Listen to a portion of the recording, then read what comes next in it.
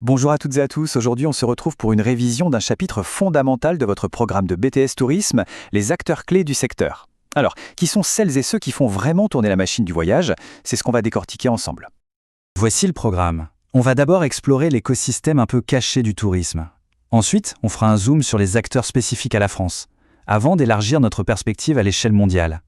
Et on terminera par le rôle devenu crucial des touristes et des populations locales. Allez, on commence par les bases. Derrière chaque voyage, même le plus simple en apparence, il y a toute une mécanique, tout un réseau. Qui sont les rouages de cette mécanique?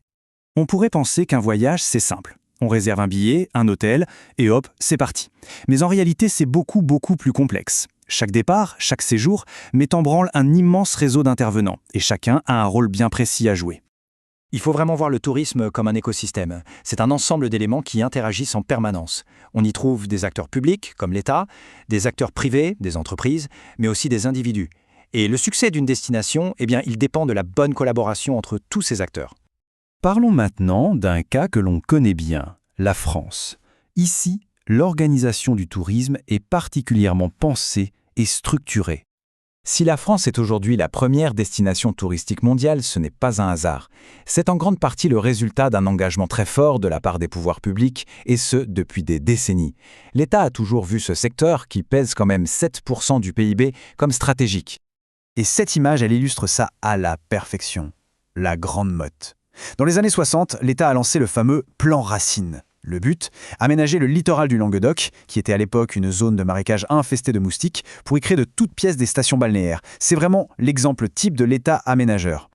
Pour faire simple, on peut résumer le rôle de l'État en 4 grandes fonctions. D'abord, un rôle législatif. C'est lui qui vote les lois, comme celle sur les congés payés en 1936, qui a tout changé. Ensuite, un rôle politique. Il fixe la grande stratégie nationale. Troisièmement, le rôle d'aménageur, on vient de le voir. Et enfin, un rôle de guichet, c'est-à-dire qu'il soutient financièrement des projets via des aides et des subventions. Et pour mettre en œuvre cette politique sur le terrain, l'État a un bras armé, Atout France. Créée en 2009, cette agence a 2 missions principales. Faire la promotion de la destination France dans le monde entier et aider nos entreprises touristiques à être plus compétitives. Bien sûr, tout ne se décide pas à Paris. Cette politique nationale est ensuite adaptée à chaque territoire. Ça fonctionne un peu comme une cascade. La région établit un grand schéma qui est ensuite décliné par le département, puis par la commune, avec son office de tourisme, qui est vraiment l'acteur de proximité par excellence. Évidemment, l'État n'est pas seul, loin de là. Le secteur privé est un moteur absolument essentiel du tourisme, avec une diversité d'acteurs assez incroyable. Et ce qui est intéressant, c'est de voir le grand écart. D'un côté, on a des géants mondiaux comme le groupe hôtelier Accor, le leader en Europe.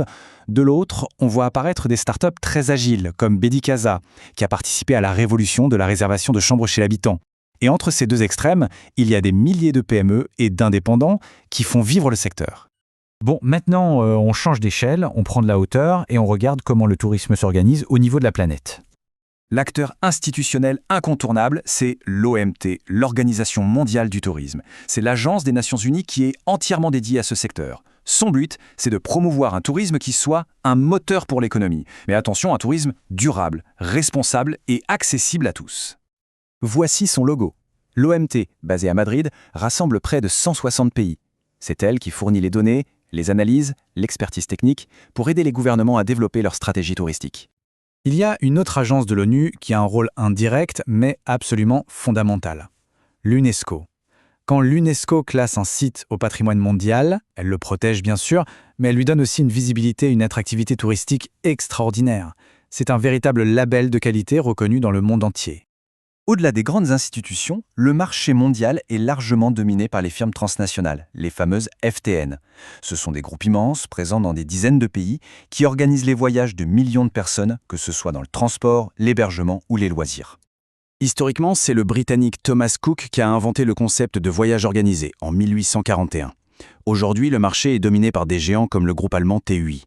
La force de TUI, c'est ce qu'on appelle l'intégration verticale. Ils possèdent leur propre compagnie aérienne, leurs hôtels, leurs bateaux de croisière. Ils maîtrisent toute la chaîne du voyage, du début à la fin. On a parlé des institutions, des entreprises, mais il nous manque le cœur du réacteur, l'humain.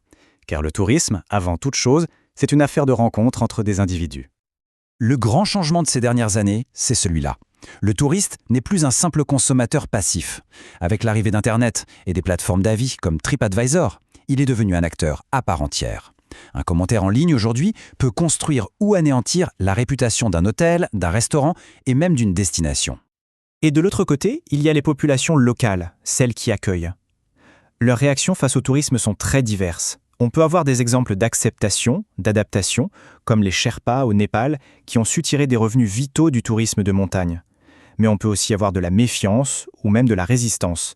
On pense par exemple aux conflits d'usage, comme le phénomène du localisme dans le surf, où des surfeurs locaux revendiquent une sorte d'exclusivité sur leurs vagues. Cette citation résume très bien la situation. La relation entre touristes et locaux n'est jamais simple. Elle est souvent le reflet des rapports de force et de la manière dont les décideurs, locaux ou nationaux, gèrent le développement touristique.